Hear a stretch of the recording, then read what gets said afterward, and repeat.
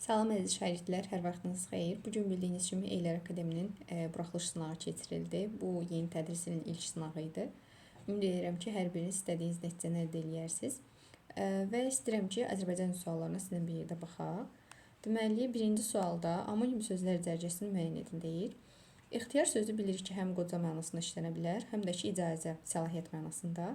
Hava sözü mahnı mənasında işlənə bilər, oyun havası, bir də atmosfer mənasında. Kök, məsələn, kök adam ola bilər, tərəvəz kök ola bilər, bu da amonimdir. Ona görə cavab A variantıdır. B variantında yaz sözünün amonimi yoxdur. C variantında aşiq sözü. D variantında nərə sözü uzanmaya görə fərqlənir, ona görə bunu da çıxırıq. Amonim sayılmır. Burada da xeyli gözümüzə sataşır, bu da amonim deyil. Ona görə də cavab A variantı olur. 28-də D səsinin 2 dəfə işləndiyi sözü soruşur bizdən. Əlbəttə ki, tələffüzə baxmalıyıq. Hər biriniz bilirsiniz ki, tələffüzlərini yazsaq, dərdli, elə burada 2 D-ni görürük. Ona görə cavab A variantıdır. İstedadlı da 3 dənədir. D-ya keçir. Daha sonra bu T olsa da, amma L-ya keçir. Bir də ortadakı da 3 dənə olur. Zavodda biri qalmış olur. Koddaşdırmaq 3 dənə olmuş olur. Daddı 3 dənə olmuş olur. Ona görə də cavab A variantıdır. Daha sonra 29-da hansı sərdeş sözlər düzgün yazılmışdır? Məşhur olmalıydı. Elə variantını görən kimi çıxırıq. Davamiyyət yox, davamiyyət olmalıydı. Bunu da görən kimi çıxa bilərik. İməcilik düzdür, tövşümək düzdür, fotoalbom düzdür. Elə cavab C variantıdır. Detektiv olmalıydı. Bu ona görə çıxır. Y variantında da tərxis olmalıydı. Ona görə çıxırıq və cavab C variantı olur. Daha sonra 30-cu sualda verilmiş sözlərlə bağlı yanlış fikir soruşur bizdən. Və fikir veririk ki, burada fonetikaya aiddir. Deməli, tələffüzlərini yazmalıyıq. Tələffüzlərini yazsaq, yarar, ram, maq şəklində tələffüz olunur. Digəri isə çəpər, rəm, məh şəklində tələffüz olunur. Və fərqləri işarələsək, deməli, 1, 2, 3 fərq, 1, 2, 3 fərq. Hər ikisində 3 fərq var. Baxaq. Hər iki sözün yazılış tələffüzü fərqlənir. Bu doğru fikirdir. Bizdən yanlışı soruşur deyə götürmürük. Birinci söz cingiltili, ikincisi karla bitir. Xeyr, ikisi də karla bitir. Bu səhvdir, götürdük. Birinci sözdə xışdırıq səsinin qarşılığı var. Y var, yəni. Bəli, birinci sözdə var, ikinci sözdə yoxdur. Bu da doğrudur. Bununla da işimiz yoxdur. Hər iki sözdə xil səsi var. Xeyr, birincidə yoxdur. Bu səhvdir deyə götürürük. Bütün hecalar samitlə başlayır.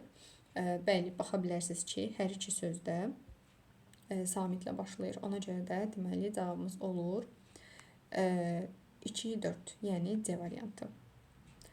Daha doğrusu uşaqlar, burada əslində bir nüans var. C 2 dəfə düşüb. Yəqin ki, məndəki PDF-də belədir. Ola bilər, axırda bir səhvli olsun. Bu yəqin ki, D variantıdır. Ona görə də cavab yəni 2, 4-dür. Kitabda da 2, 4-dür. İşarələmiz isə cavab doğru olmuş olacaq. Daha sonra bir sualımız qalmam aşağıda. Biri yer qazıyan, torpağı, daşı və s. götürüb başqa yerə tökən mənasındadır. Bu, əlbəttə ki, ekskavator sözüdür. Ona görə də cavab Y variantı olur. Əgər belə yazmışsınızsa doğrudur. Daha sonra uşaqlar, bir də bir şey demək istəyirəm. Bu, məndə hələ düzəliş olunmayan PDF olduğu üçün burada rəqəmlərdə bir sürüşdürmə var. Yəni, siz yoxlayanda bir dənə diqqətli olarsınız ki, bu 30-cu sualdır. Sonra 35 gəlib, amma əslində bu 31-dir. Yəni, 30-dan sonra 31-dir. Bu kitabçada düzəldilib. Sadəcə məndə düzəlməmiş versiyasıdır deyələm. Yəni, bu 31-ci sualda nəzərinizdə olsun. Yəni, bundan sonraki rəqəmlərə fikir verərsiniz yoxlayanda. Birdən çaşıb səhv yoxlayarsınız. Deməli, 31-ci sualda cavab Y variantıdır. Çalışacağım, mən də deyim, xatırlatmayayım ki, rəqəmlərdə çaşmayasınız. Bu 32-ci sualdır məsələn. Deməli, biri məntiqi baxımdan sıranı tamamlamır. Amal, arzu, biz görürük ki, bunlar sinonimdir, isimdir və əlbəttə ki, bilirik ki, tərəflər eyni kisəsi olmalıdır. Dilək də isimdir, məram da, qayə də, məqsəd də. Amma istəmək bu dərəcəni tamamlaya bilməz, çünki feildir. İstək olsaydı, olardı amma. Ona görə cavab olur 32-də B variantı.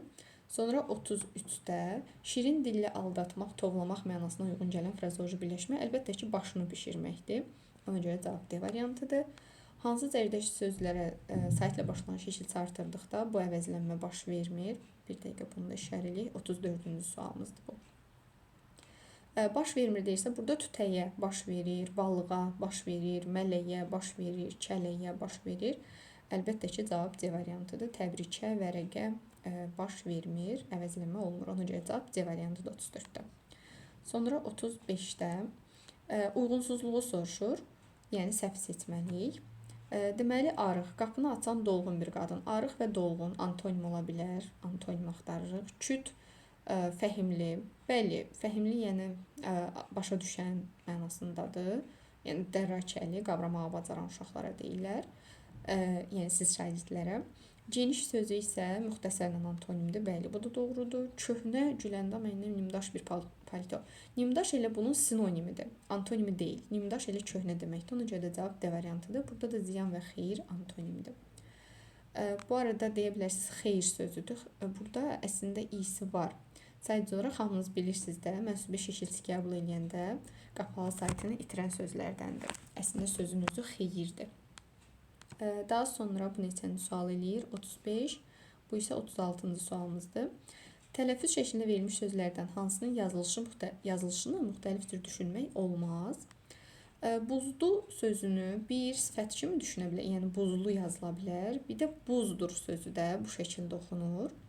Ona görə bunu iki cür düşünə bilərik. Yandır. Yandır sözünü iki cür düşünmək olmayacaq. Elə B variantıdır cavab. Atamla sözünü qoşmalı söz kimi düşünmək olar. Bir də atamdan çıxışlı xal şəkilsi kimi düşünmək olar. Daha sonra şagirdsiniz. Bir şagirdsiniz mənasında ola bilər. Şagirdsiniz. O da belə oxunur. Bir də elə siz, susuz şəkilsi olaraq, yəni şagirdsiniz məktəb məsələn ola bilər sifət olaraq. Sonra qazdı. Qazdı, biri var yeri qazdı.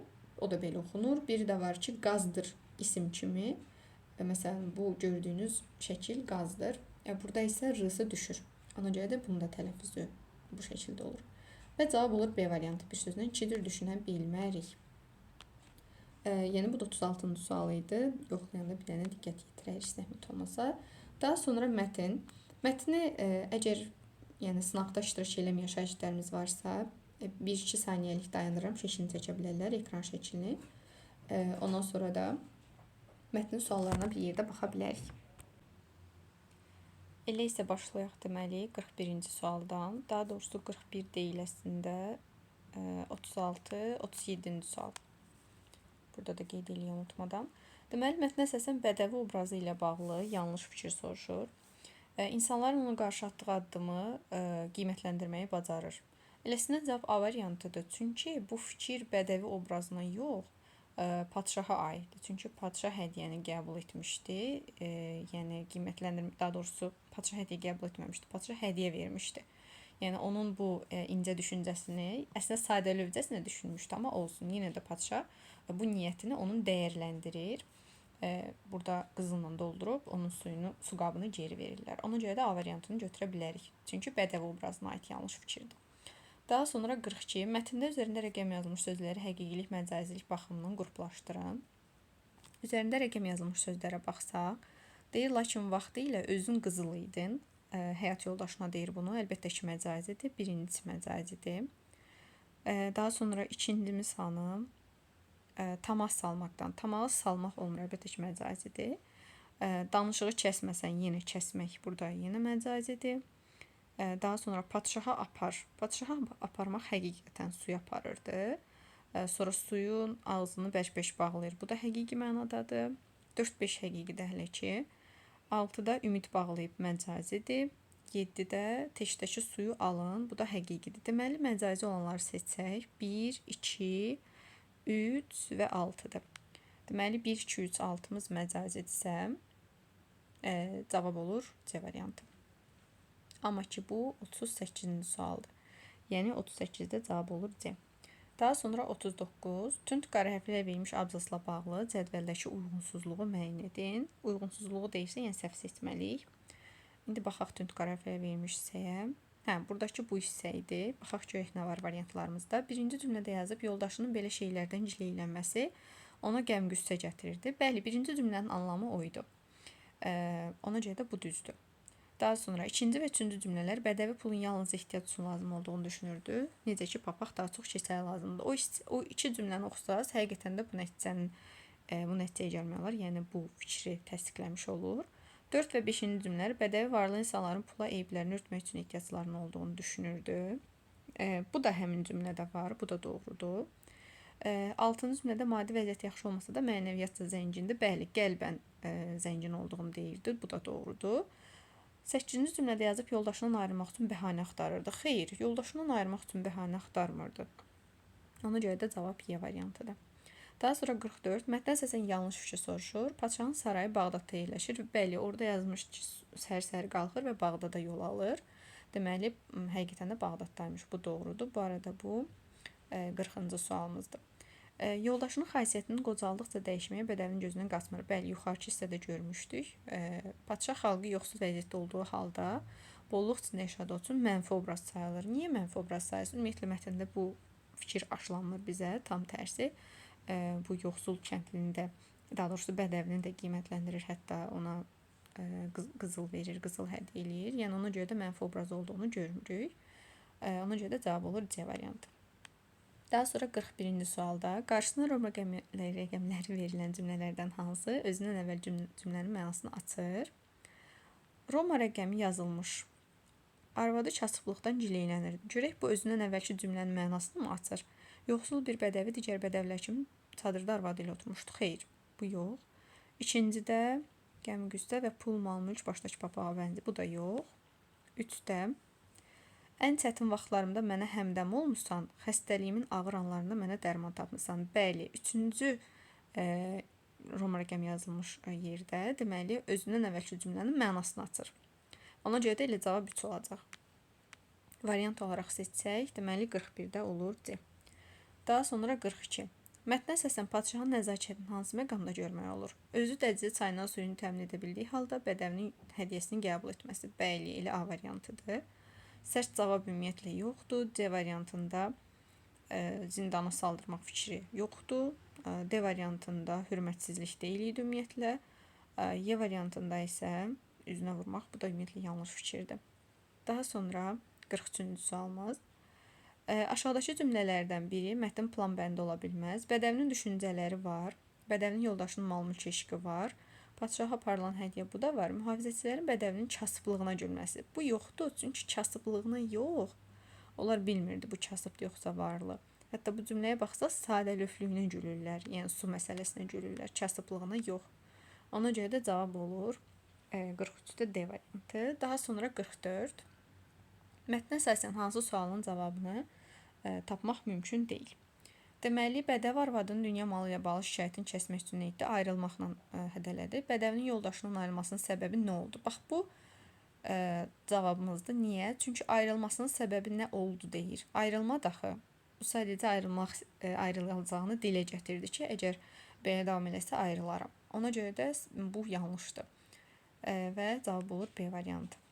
Daha sonra mətndə nöqtələrin yerinə uyğun gələn məcazi mənalı 2 fərqli ifadə yazın. Nöqtələrin yerinə baxsaq, deməli sən nə danışırsan, canım sənə qurbandır, yoxsulluq məni, nöqtə, vergül, düzdür. Deməli, yoxsulluq məni yaza bilərik, məcazi nə yaza bilərik? Orada məcazi istəmişdi, amma diqqətlə baxmaq lazımdır. Əgər üzr yazmışsa səhvdir. Çünki məcazi məna qoymalıydıq. Yoxsulluq məni dərdə salır ola bilər. Məsələn, dərdə salır yaza bilərdik. Dərdə salır və yaxud da çətin vəziyyətdə qoyur. Burada da məcazi olmuş olacaq və s. Yəni bu şəkildə yazmışsa, əsas odur məcazi yazmışsa doğru olmuş olacaq. Daha sonra mətndə bədəvlərin həyat tərzi ilə bağlı verilən fikir hansı tərkib hissədədir? Burada abzas yazmışsınızsa səhvdir, çünki bizdən tərkib hissə soruşur. Yəni giriş, əsas, nəticə və fikrimizi əsaslandırmalıyıq. Deməli, bədəvlərin həyat tərzi əlbəttə ki, hətta xatırladaq sizə, girişdədir. Çünki yazıb yoxsul bir bədəvi digər bədəvlər kimi çadırda arvadı ilə oturmuşdu. Deməli, bədəvlər çadırda yaşayırlar da, həyat tərzi ilə bağlı bunu görə bilərik. Və fikrimizə, deməli, cavabda yazırıq giriş. Və fikrimizi əsaslandırsaq, giriş yazandan sonra yazırıq, çünki mətnin elə giriş hissəsində birinci abzasda digər bədəvilərin də çadırda yaşamaları, yəni çadırda oturmaları haqqında məlumat qeyd olunub. Və bu da onların həyat tərzindən bağlıdır. Vəssalam. Bu da oldu bizim digər mətnimiz. Daha doğrusu indi digər mətnə keçirik. Tsunami mətni. Yenə ekranı dondurub, yenə mətnə baxa bilərsiniz. Özünüz ürəyinizdə oxuyandan sonra suallara bir yerdə baxa bilərik. Deməli, mən oxudum, bayaq dondurub. Ona görə də baxaq. Deməli, bu neçənci sualımızdır bizim. Onu da işarə eləyək. 44, 45, 46. Aha, bu bizim 47-ci sualımızdır. Deməli, 47-ci sualda deyir, mətnə əsasən doğru fikirləri müəyyən edin. Tsunaminin dalğa ardıcıllığı uzun çəkə bilər. Deməli, bu fikir doğrudur. Bu doğruydu. Orada nədən asılı olduğu hər biri mətn diqqətlə oxumusunuzsa qeyd olunmuşdu. Daha sonra doğru soruşduq üçün götürək. Tsunaminin yaranmasının əsas səbəbi qurudakı zəlzələ. Qurudakı yox, okeandakı, dənizdəki səhvdir bu. İkiləri çıxa bilərik. Okeanda tsunami, daha doğrusu 3 qaldı. Tsunaminin şiddətli zəlzələnin baş vermə dərinliyindən asılıdır. Şiddəti zəlzələnin baş vermə dərinliyindən asılıdır. Bəli, bu da mətndə var idi, tapa bilərsiniz. Okeanda tsunami dalğalarının yüksəkliyi ilə iki dalğa arasındakı uzaqlıqla həmişə eyniyyət təşkil edir. Bu yanlış fikirdir, əlbəttə ki, bunu çıxarıq. Tsunami bir neçə gün əvvəlcədən təxmin edilə bilər. Xeyr, bunu elə fakt cümlədə yazmışdı. Bir neçə gün əvvəlcədən qətiyyən təxmin eləmək olmaz. Sadəcə bir neçə dəqiqə əvvəl təxmin eləmək olar. Ona görə də cavab olur 1-3. Yəni 47-də C variantı. 48-də. Mətndə hansı suala cavab yoxdur? Tilly Smith necə olur ki, insanları xilas edir? Orada sahildə suyun çəkildiyini görür. Ona görə nə zaman tsunaminin dalğa uzunluğu daralır, yerdə ayazlaşdıqca bu da var idi. Tsunaminin baş verməsinə səbəb nədir? Zəlzələlər, vulkanik partlayışlar və s. bu da var idi. Böyük tsunamidə nəyə zəmanət verilmir? 1 saatdan çox davam eləməyəcəyiniz zəmanət verilmir kimi bir fikir var idi. Bu da doğrudur. Dəniz altında reallaşan zəlzələlərin səbəbi nədir? Burada diqqət yetirməliyik. Tsunaminin səbəbi verilib, amma zəlzələnin səbəbi verilməyib. Cavab Y variantıdır. Daha sonra 49. Deməli. Mətndə bunlardan biri barədə danışılmır. Tsunaminin nəyin nəticəsində yaranmasından elə bayaq dedik, zəlzələ, vulkanik partlayış və s. orada var idi. Bu doğrudur. Tsunaminin şiddətindən danışmışdı. Nədən asılı olmağını da demişdi. Tsunaminin əvvəlcədən təxmin edilə bilməsindən, bəli, qeyri-mümkünlüyündən danışmışdı. Dəniz altındakı zəlzələnin tsunamidəki rolu, bəli, ondan da danışmışdı. Hətta onun dərinliyinin təsirindən, şiddətinin təsirindən də danışmışdı. Tsunaminin qarşısının alması ilə bağlı tədbirlərdən. Bax, bundan danışmayıb. Ona görə də cavab D variantıdır. Sonra 50-ci sualımızda mətndə çərçivəyə alınmış sözlə bağlı doğru fikir. Çərçivəyə alınmış sözümüz vulkanik partlayışlar həqiqi mənadadır. Həqiqətən partlayışdan söhbət gedir. Ona görə də biri götürərik, həqiqi mənadadır. Bir də evdə baş verən partlayış. Bu da həmin mənadadır və cavab olur 1-3, yəni A variantı. Daha sonra uyğunsuzluğu soruşur. Bu amma 51-ci sualımızdır. Yəni səhvi seçməliyik. Bura diqqət. Tsunami dənizaltı zəlzələdən əmələ gəlir. Doğrudur, bəli, düzdür. Yanlışın da altına yazıb ki, iki dalğa arasındakı uzaqlıq 50 metrə qədərdir. 40 metrə qədər idi. Bu doğru. Yəni yanlış yerə yazıb, düz yazıb. Daha doğrusu yanlışın altına yazıb, düz yazıb. Tsunami okeanın dayaz bölgələrinə çatdıqca dalğa uzunluğu genişlənir. Orada yazmışdı ki, o cümləni tapa bilərsiniz. Dayaz bölgəsinə çatdıqda dalğa uzunluğu daralır. Bu səhvdir, səhvin altında olmalı idi. Böyük tsunamidə dalğa ardıcılığı 1 saatdan çox davam edə bilər. Bu da düz fikirdir, mətndə verilmişdi. Düzün altında olmalı idi. Yəni burada uyğunsuzluq var. Səhvin altına, düzün altına verməyib. Ona görə də elə cavab B variantıdır. Digərlərində mətndən fakt olaraq qəşəng tapa bilərsiniz. Hamısı doğrudur. Yanlışı yanlışın altında yazıb, düzün altında. Daha sonra 52-ci sualımızdır bu. Üzərində rəqəm yazılan sözlərə əsasən cədvəldən uyğun fikirlər seçin. Üzərində rəqəm yazılmış sözlərimizi xatırlamadım. Bir dəqiqə baxaq. Aha, deməli, mənasını verir. Hətta işarə eləyək. Mənasını verir sözüdür. Sonra ikinci, həyatını itirmişdi. Üçüncü, əvvəlcədən təxmin etmək. Dördüncü, məlumat istifadə edən. Ətrafdaşların xilas olmasını təmin etmişdi. Aha, 5 dənə sözümüz var. Bir-bir baxmalıyıq. Onda birincini bir daha xatırlasaq, deməli, mənasını verir.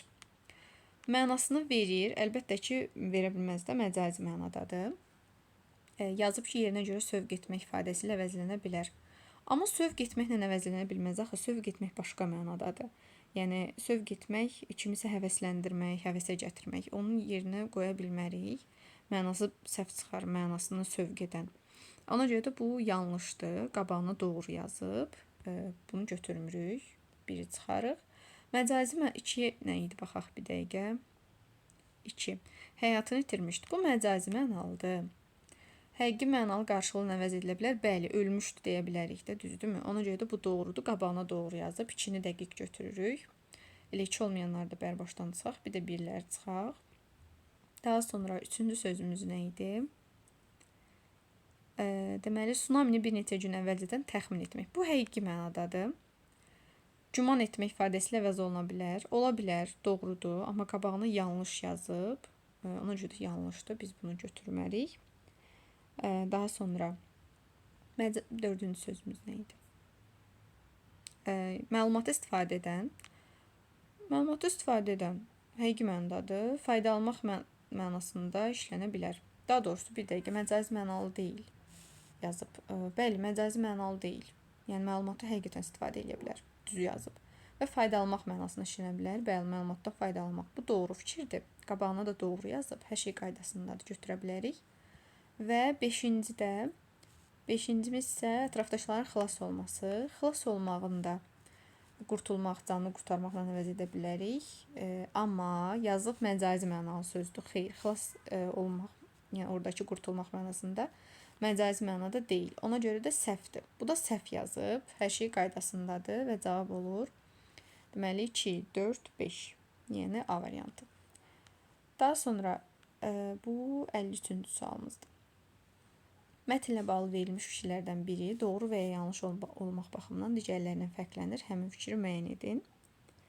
Deməli, burada tsunamilərin 20% Sakit Okeanın kənarına baş verir. Bəli, 80% yazmış Sakit Okeanda baş verir. Yerdə qalan 20 də başqa yerdə baş verir. Düzdür.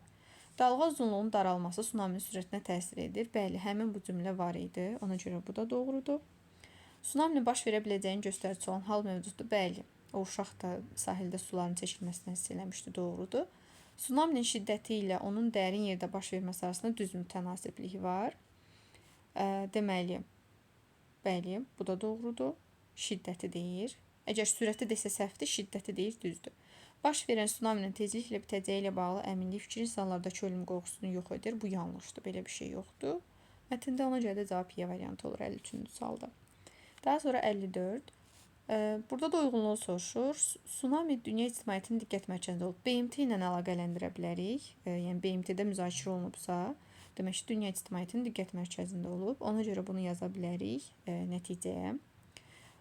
Daha sonra tsunaminin meydana gəlməsi müxtəlif səbəblərdən ola bilər. Səbəbləri o vulkanik partlayış söhbəti, zəlzələ söhbəti olan yerdədir. O da əsas hissəyə aiddir. Yəni bunu da əsasa aid eləyərik. Tsunami sözünün etimologiyası ilə bağlı məlumat verilir. Mənasını səhv eləmirəmsə 2-ci abzasda yazmışdı. O da əsas hissəyə aiddir. Zəlzələ gücünün dalğa böyüklüyünə təsiri mümkündür. Bəli, bu da giriş hissədə həmin bu söz var.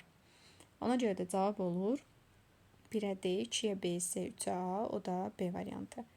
Yəni 54-cü sualımızda cavab B variantıdır. Daha sonra 59-da nəticədə yazıb tsunami baş verir. Səbəbi nə idi?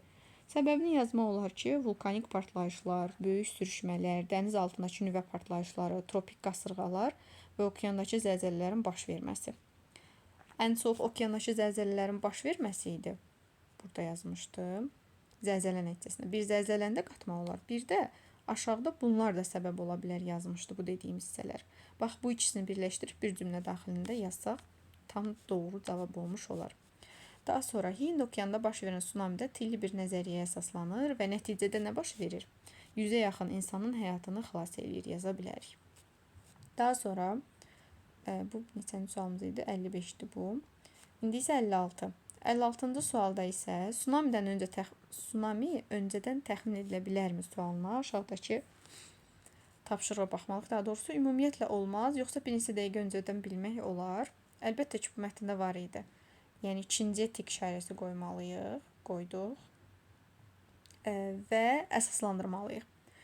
Necə əsaslandıra bilərik? Yaza bilərik ki, çünki mətndə bir neçə gün öncədən təxmin etməyin qeyri-mümkünlüyü, lakin sahildəki sular çəkilsə, bir neçə dəqiqə əvvəldən xəbərdarlıq etməyin mümkün olduğu deyilir. Hətta bu məlumatdan istifadə edərək Tilli adlı bir uşaq 2004-cü ildə baş verən tsunami nəticəsində 100-ə yaxın insanı xilas etmişdi. Yəni bu şəkildə qəşəng cavabımızı yaza bilərik. Bu da oldu bizim sınavımız. Uşaqlar, ümid edirəm hər biriniz əvvəldə də dediyim kimi istədiyiniz nəticəni əldə etmiş olarsınız. Hər birinizə bol-bol şans, uğur arzu edirəm.